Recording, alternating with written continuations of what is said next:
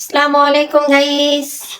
এখন রান্না করব দেশি মুরগির মাংস। দেখতে থাকেন আমাদের ব্লগটা। কড়াই বসানো আছে, চুলা অন করে দিব। দিয়ে দিব তেল। কড়াই গরম হয়ে গেছে প্রায়।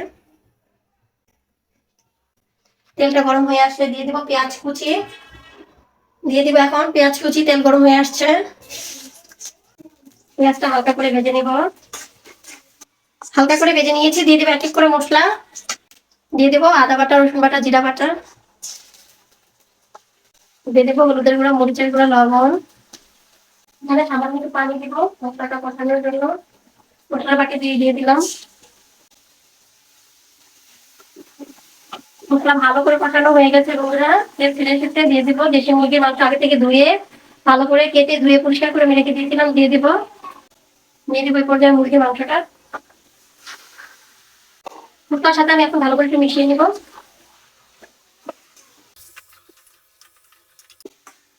মেশানো হয়ে গেছে। এখন আমি ঢেকে ঢেকে কষিয়ে নিব।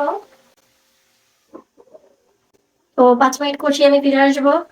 ফিরে আসলাম 5 মিনিট পর। দেখবো উঠিয়ে মাংস প্রায় অনেকটা কষানো হয়ে গেছে। দেশি মুরগি থেকে অনেক তেল বের হয়, প্রচুর পরিমাণে তেল বের হয়েছে।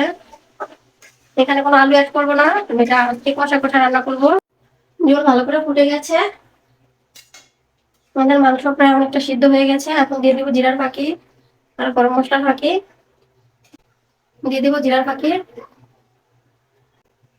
দিয়ে দিব গরম মশলার ফাঁকি।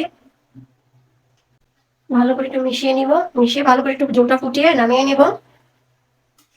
মুরগির মাংস, দেশি মুরগির মাংস, লাল লাল ঝোলের মাংস খুবই ভালো লাগে খেতে। আপনারা এরকম করে রান্না করে খেয়ে দেখবেন। ভালো লাগলে লাইক, শেয়ার আর কমেন্ট করতে ভুলবেন না। আমাদের পেজটিকে ফলো দিবেন আপনারা।